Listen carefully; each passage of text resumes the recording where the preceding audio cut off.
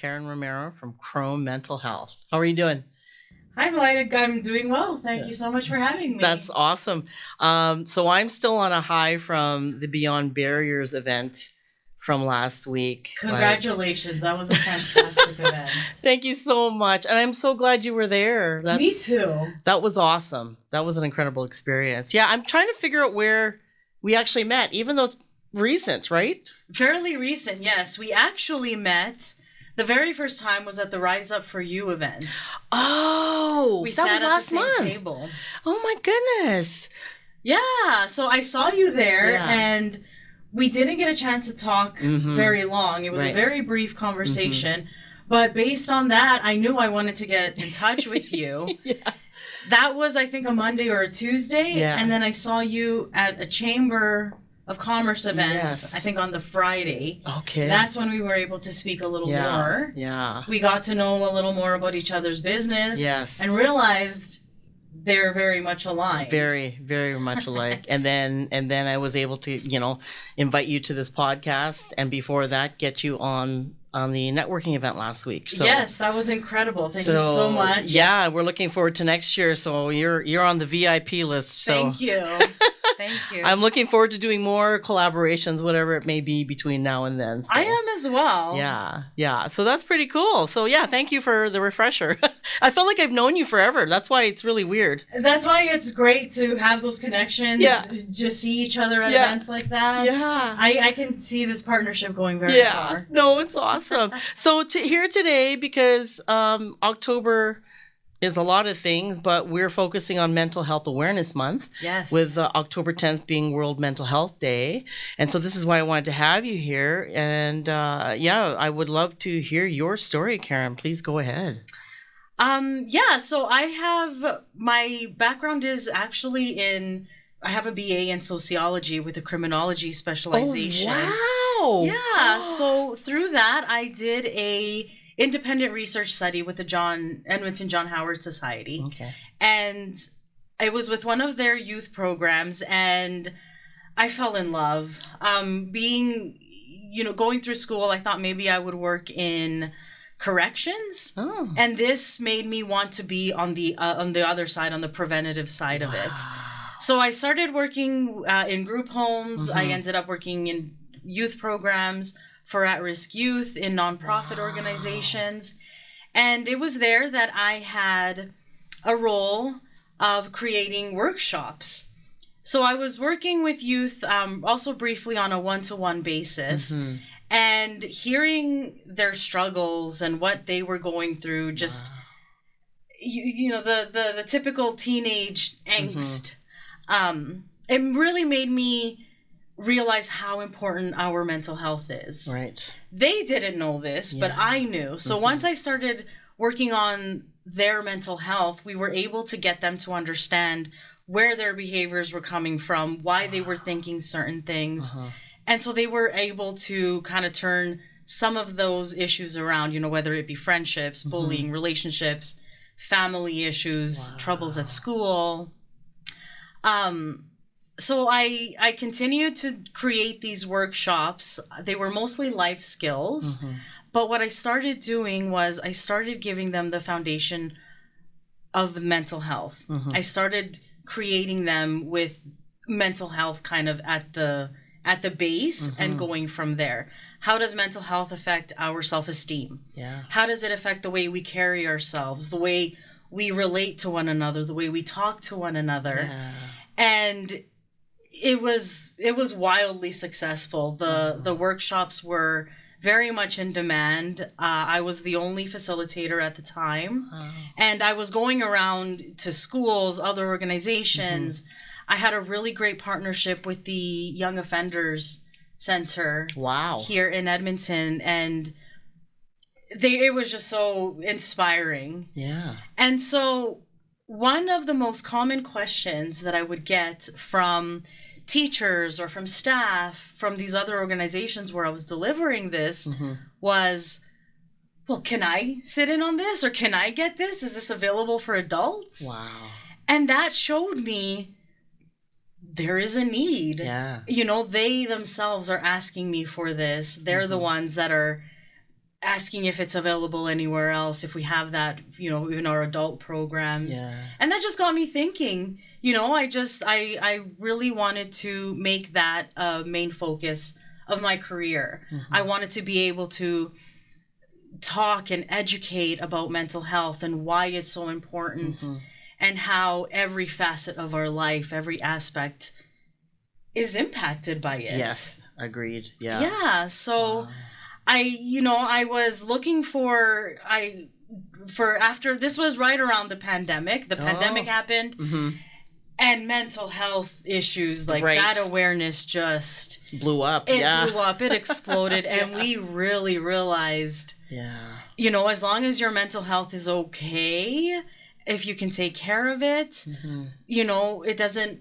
You can be in any circumstance. You can have any obstacle thrown at you. Mm-hmm. If you're feeling well, you're gonna show up Yeah.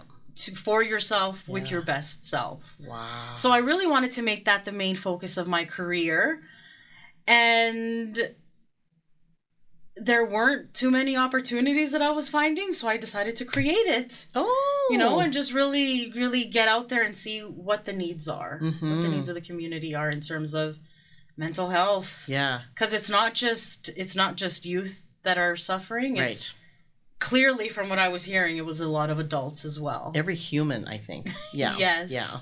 In some form or some capacity, right? So this basically Krome formed out of during the pandemic, is what you're saying? That's where the idea kind of came to me Mm-hmm. during that time. Yeah. But it was really more emphasized, and I realized I really need to do this. Yeah. The idea was kind of in the back of my mind. I Yeah. thought, maybe I can write a blog or do something and kind of just share my experiences and my knowledge based on my experience. Mm-hmm. And, one day I just realized I want to make a career out of this, and I Yeah. really want to help people. Mm-hmm. Oh, that's so awesome. So you talking about, this idea coming out of the pandemic. Actually, my idea of the listening came out of the pandemic too, towards the end, of course. But wouldn't it have been nice if I was available to people during the pandemic when they were locked in their homes, right? Yeah. Well, every purpose, right?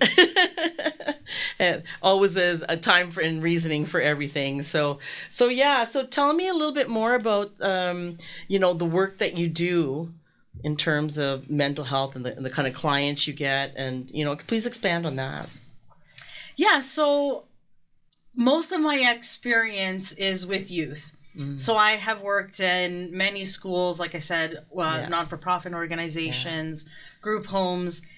And it's just really teaching them what mental health is, why it's important, awareness. And I think one of my biggest goals, is reducing the stigma. Right. That is huge. Yeah. Because if we're not able to talk comfortably about it, we're never going to get to the root of the issue. Oh my gosh. Yes. So mental health, 1 in 5 Canadians suffer from some sort of mental health illness. Mm-hmm. This doesn't include the people that aren't reporting it, the people that aren't talking about it. Mm-hmm. And it doesn't include the people that haven't been diagnosed. Right. So at any point in our lives, we can be going through a mental health struggle or a challenge. Mm-hmm. Doesn't mean we necessarily have an illness, but we definitely should be nurturing ourselves, taking care of ourselves. Yeah.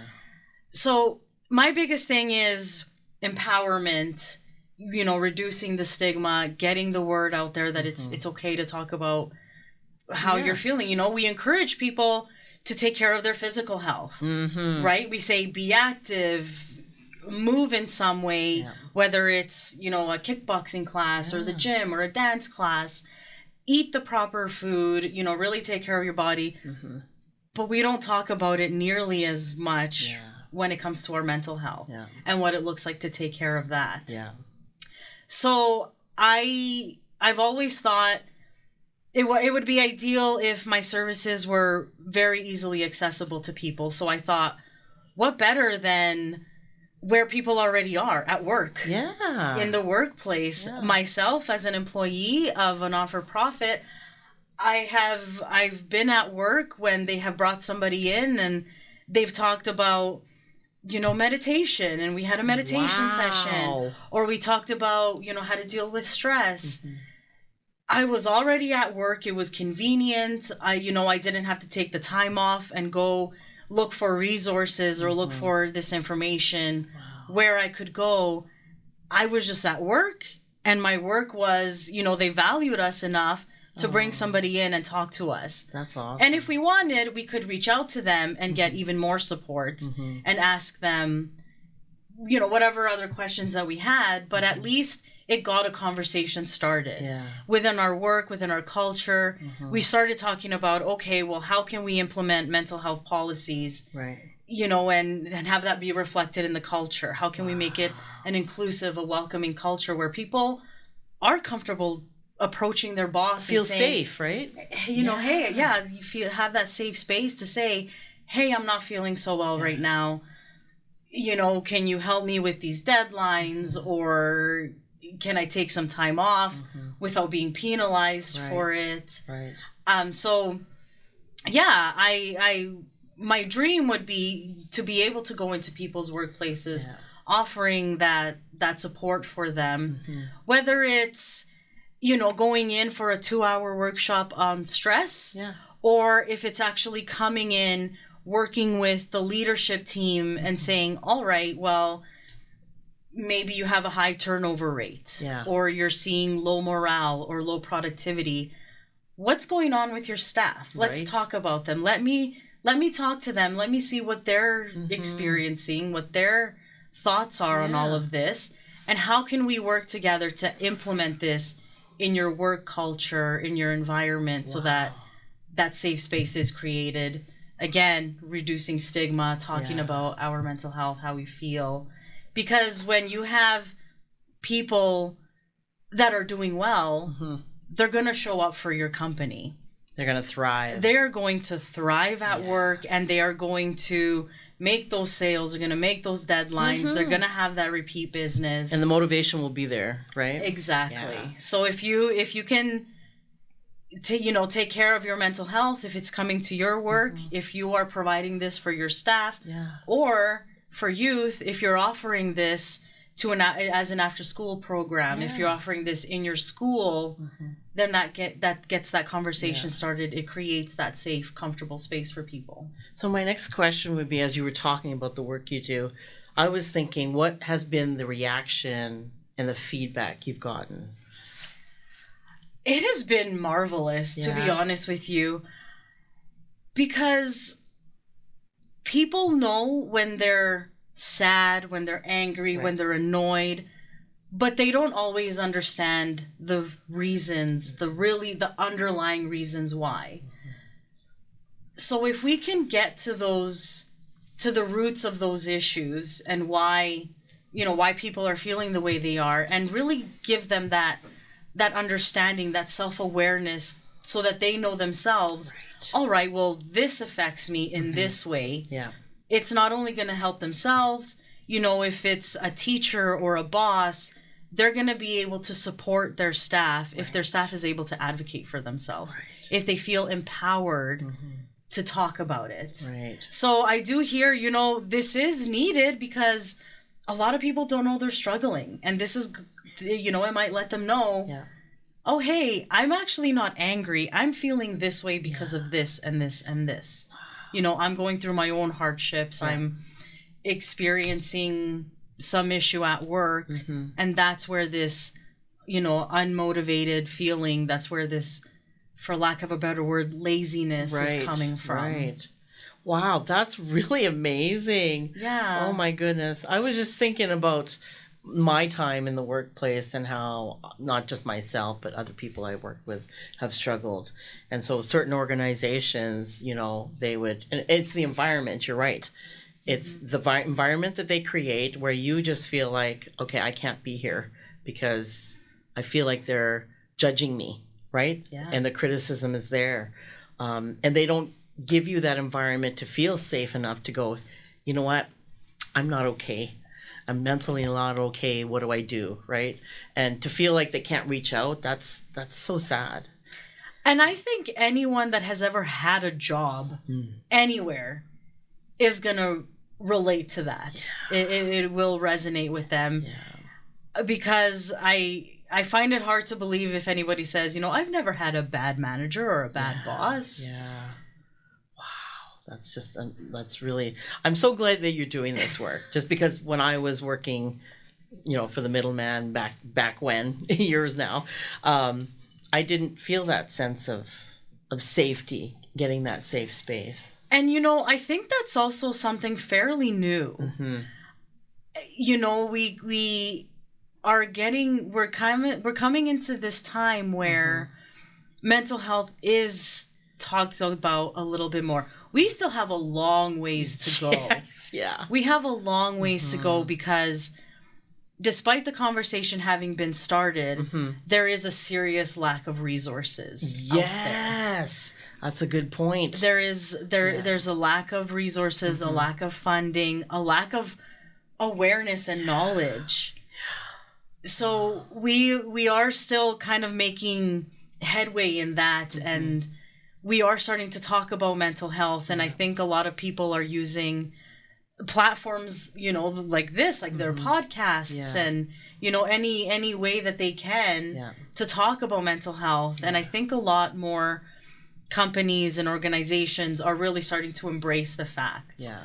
And the quicker they're starting to get on board with understanding the importance of mental health, I think the quicker we're starting to see a turnaround in the positive impact that can do. Yeah. There are studies that talk about a 4-day work week. Yes, I heard about that, yeah. Right? That, work-life balance, giving people that flexibility, that time, that is huge in itself. Yeah. And that has, anywhere that study has been done, has talked about nothing but great results. Oh, wow. So once a lot more companies and a lot more places are starting to get on board and it's starting to be more commonplace, more mainstream, we can probably get somewhere with a more collective mental health in our communities. That just makes me think about how some countries in Europe have adopted that. And so are they in a better, I guess wellness-wise, in a better position than us in North America? Or... I mean, if you look at the research, and I'm a big research buff. Yeah, I love reading research. Yeah. I love seeing what's new in the world of mental health. Yeah. But if you look at even something like a list of the 10 best countries in the world to live, it is those countries that have really embraced mental health and looking after people's well-being. Yeah. They are the ones that are caring more about people instead of profit. Right. Whereas here in North America, I love it here. I love this country. I love this province. Yeah. But it is very much still about profits over people. Right. So ideally, I'd like to, flip that narrative over and say, if you start taking care of people, if all of us start taking care of people in the workplace, our youth, the ones that are going to be leaders tomorrow, the one that are going to be taking care of future generations and making decisions for us, if we can take care of them and show them how to take care of themselves, it's going to have a ripple effect. Right. I agreed. And in all areas of life, right? Yes. So do you find that, working with youth as opposed to adults, there's a difference in terms of do you find more youth have mental health issues than adults, or are they about balanced? They're balanced. Okay. But when you're a youth, without having the experiences you have as an adult, those problems seem magnified. Right. And I remember telling the youth that I would work with, they're 13, 14, 15 years old. And a really big complaint of theirs was, well, my parents don't take me seriously. They don't listen to me. They say, you're 13 years old, you're 14, you don't have problems. You don't know what problems are. Yeah. And it's because, they're in their 30s, they're in their 40s. Of course they're going to experience more than the youth have. So to them, something like maybe conflict with a friend Yeah. is a huge Big. deal Yeah. because this is the first time for them. Mhm. Whereas by our age, Yeah. we've come and We've friends have come and experienced- gone. Yeah, exactly. So it's not that, one has less or more problems than the other. It's the way that they're dealt with. Yes. Right? So we almost nurture youth a little bit more. Mhm. We have more for them. We say, you need this, you need this help, you need this support. By the time we get to adulthood, it's like, well, you should have that figured out. Yeah. You're an adult now. Figure it out. Go live on your own. Go Yeah. be independent. Yeah. Right? So we're not really offering them as many supports as we're offering youth. So they just almost suffer in silence, and you have therapists and counselors and psychologists that you can go to, but the cost of that is high. Yeah. Yeah. And other than that, there aren't really many supportive environments that professionals especially can go to. It's, again, as soon as you start talking, I start getting these, points in my head.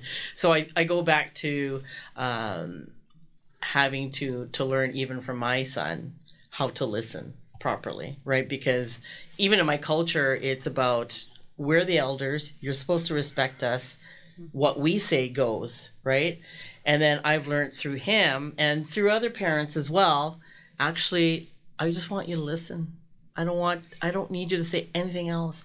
And that, as a listener now, I'm still practicing that and learning that myself and training myself, and creating that awareness. So it's like, oh my gosh, yes, you are a human, regardless of your age. Yes, maybe I got to listen differently. I got to understand it differently. But your mental health is important too. So yeah, totally understand that. It's about listening with curiosity rather than judgment. Mm-hmm. And you want to be curious about why people are feeling the way they're feeling, where these feelings are coming from. Yeah. Right? Because, like you said, well, I'm the elder, I'm the authority here. And we can put that, we can place that on a teacher, on a boss, on a police officer. Yeah. But if they're not giving that person that safe space, there's always going to be a disconnect. Right. And it's always going to create those conflict and those issues. Yeah. Oh my gosh, this is a great conversation. I could talk about mental health all day. Man, yeah. And in every aspect of life, like, I've already, obviously you met Robert, so he, the playful mental health, optimist, right? It was great meeting him. Yes, very great. And then I had talked with another man on men and mental health. That's another important thing too, right? Men's mental health gets. Everybody's worried about everybody else. Yes. So men, I do agree that they could use a little more love in society. Absolutely. With their mental health. And they have to be aware and open to it too, because, again, back to the stereotype, I'm the man, I'm supposed to hold it in, right? So we're trying to break those barriers now, right? Yes. And the other one too is a cultural thing, right? It's especially me from an Asian culture, right? You don't talk about it, right? I get it. Yeah. I'm Latino. Yeah. And for a lot of the thinking in my culture is, well, you're just weak. Yes. What do you mean you can't handle what you're going through? Pull yourself by the bootstraps, get yourself up and go. Yeah. I really want that idea of mental health being a weakness. Yeah. To be replaced with, it takes a lot of courage and a lot of strength to ask for help. Yeah. And to say, I'm not feeling well. I need to take a step back and take care of myself so that I can deliver the best me that I can. Yeah. Oh my gosh. So it's really important. We need, and there's so much to it. Like you said, it's cultural. It's a gender thing. Yeah. It's a generational thing. Yeah.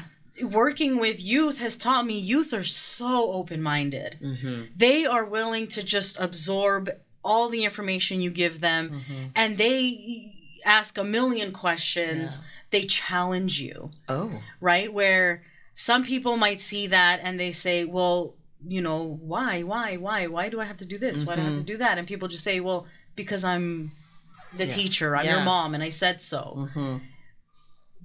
But I wish people had that curiosity that kids and youth have. Because if we did, we would have a much better understanding of each other, of ourselves, of the world, and just how much our mind affects everything we do. It's what drives us. It's what, you know, our mind is the reason we're able to do anything. Yeah. Right? So why are we so hesitant to talk about taking care of it and taking care of our brain and the way it works and functions? Oh my gosh, yes. Oh my God, I love this. Oh, this is so awesome. So, you know, you told me about what Krome Mental Health is all about. What do you got on the go? You know, do you have anything planned in the next 12 months? The biggest development that we're coming up with is online content. Oh. So right now everything is in person. I can come to an organization or wherever to deliver any workshop, any topic, any length. But, you know, especially after the pandemic, online is an extremely valuable resource as well. Yeah. I also don't want to limit myself to Edmonton. Yeah. You know, if somebody outside of Edmonton within the province, in another province, can access my material, my content, and, you know, that educational piece that I'm offering, I would love that. Wow, that would be awesome. You know, or even... like go at your own pace courses and classes that can be offered to individuals, to teams, to youth, you know, that they can say, well, you know, you have a week to do this. Yeah. Go finish it and then... I like that flexibility aspect because, you know, I've worked with autism students and I did have a couple who, you know, obviously... needed that break. I'm having an anxiety attack. I need to, you know, you heal when you need to heal on your time. You know, I think that's an important aspect is the flexibility. Yes. Really good. And I think with mental health, it has to be flexible, right? Yes. Yeah. You do have to because you never know when something's going to happen. You never know how you're going to feel every other day. You can't control it to your best abilities, but sometimes, you know, like this week I've been on a roller coaster ride with the event, right? So and I didn't know that was going to happen, right? So yeah, I like the idea of flexibility. That's great. Flexibility and accessibility. Yeah, accessibility. Right? So if you're not if you live in rural Alberta and you're not able to make one of my workshops, well, here you go. I'm not going to make you come to me. I'm just going to go straight to your house, you know, and you can listen to it on your own time, in your own space, in the comfort of your own home, however you want to do it and prepare for it. Oh my God, that's exciting. Yeah, I really just want the education piece and the advocacy that I'm offering through mental health. Yeah. I want it to be accessible. Yeah. I want everybody to have it. Oh my gosh, Karen. That is so awesome. But before we conclude, I have an important question to ask you. What matters to you? Oh, I can talk on and on and on about this one. You know, what matters to me is creating an environment where we can talk about our mental health. Because when we feel better, we are better. Yeah. We're better partners. We're better parents, better brothers, sisters, daughters, sons, employees. We're better bosses. I really want to get to a place where mental health doesn't have stigma. Yeah. You know, when people aren't scared to talk about it, people aren't scared of being criticized or judged. Yeah. And you know, I just think when people say happiness comes from within, you know, other than being a kind of a little cheesy trope that people say, it really is true. Yeah. You're the one that's in charge of your own happiness. So if you can understand yourself and you can understand how your mind works and when your mind does what, why your mind reacts certain ways, you can manage your feelings instead of them managing you, instead of them controlling you. So you're, you know, you're walking through life. Life is not always going to be easy. Yes. You're going to have obstacles. You're going to have, lemons being thrown at you. But if you know how to take care of yourself and your mental health, you're going to be able to take on these challenges and take on these obstacles in a way that's not going to crumble. Yeah. That you're not going to crumble under the weight of the stress. So, what matters to me really is empowering people and encouraging them to take their mental health into their own hands, giving them the tools to successfully do that. Wow. So that I can say, you know what, I'm only going to be with you for a few hours, but if those few hours give you any sort of inspiration or they teach you something, then I consider that a success. If you can go out and you can advocate for yourself and you can, again, be your best self for yourself, you're going to see the ripple effect in your life. Yeah. Wow. So really, overall, well-being, happiness, that's what matters most to me. Oh my gosh. Just in the community. And, when misery loves company, happiness is contagious. Yes. Right? So... And I saw that at the Beyond Barriers event. Yes. You can just feel the optimism and the hope flowing through everybody and everybody. I had people telling me stories of injuries and disabilities that happened to them, and they were like, but I'm hopeful and I'm trucking along and I'm just really trying to figure out how to still live a successful, fulfilling life. Wow. And even they said, that has to do with my mental health. So I had some really great conversations with people about their mental health and their struggles with disabilities. Oh my God. So it was a very eye-opening event to be at. So really thank you so much. That makes me for feel inviting me to so be there. good to hear those kind of stories. It was really great. Oh, thank you. Thank you, Karen, for this wonderful session. I enjoyed this talk. Me too. Thank you so much. I am looking forward to more collaborations with you. I can just sense it. Thank you. I would love that very much. Let's do it. Yes. Thank you. Thank you.